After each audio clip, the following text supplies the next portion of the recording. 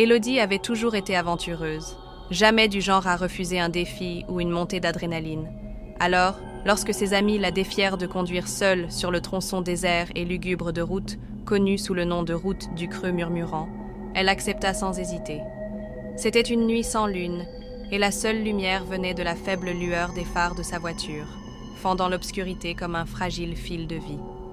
Les arbres tordus de chaque côté de la route se dressaient tels des sentinelles silencieuses, leurs branches tendues comme pour griffer la voiture alors qu'elle s'engageait sur ce chemin étroit et sinueux.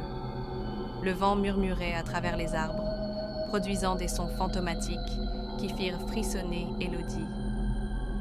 Plus elle s'enfonçait dans le cœur de la route du creux murmurant, plus la route semblait interminable, pleine de virages, sans aucun signe de civilisation.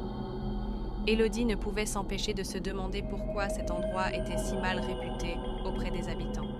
Les histoires qu'elle avait entendues étaient pleines d'avertissements, des récits de voyageurs qui s'étaient aventurés sur cette route et n'étaient jamais revenus.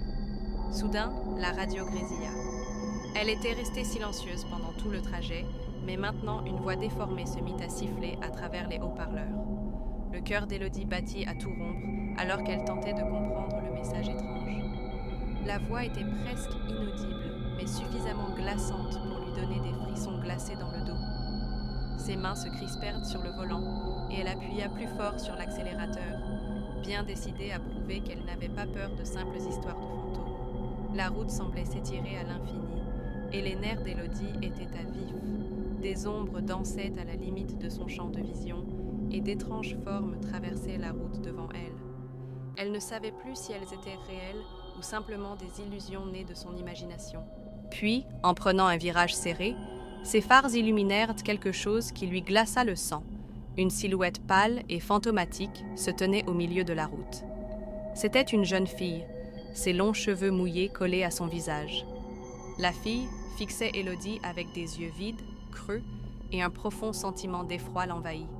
Élodie avait entendu les histoires de l'autostoppeuse fantôme qui hantait cette route, un esprit tragique à la recherche d'un dernier voyage vers sa destination finale. Rassemblant tout son courage, Élodie murmura « Ça va, tu n'as besoin de rien ?» Mais au fond d'elle-même, Élodie savait qu'elle avait fait une terrible erreur en venant ici. Elle ne voulait rien de plus que fuir au plus vite. Soudain, la radio grésilla de nouveau, répétant le même message glaçant. Plus qu'un seul kilomètre et tout sera terminé.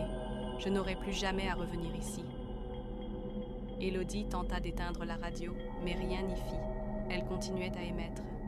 Comme tant d'autres avant elle qui avaient pris un mauvais tournant sur la route du creux murmurant, Élodie disparut cette nuit-là. On ne la revit jamais, et son destin demeure l'un des nombreux sombres mystères que l'on murmure encore à l'ombre de cette route hantée.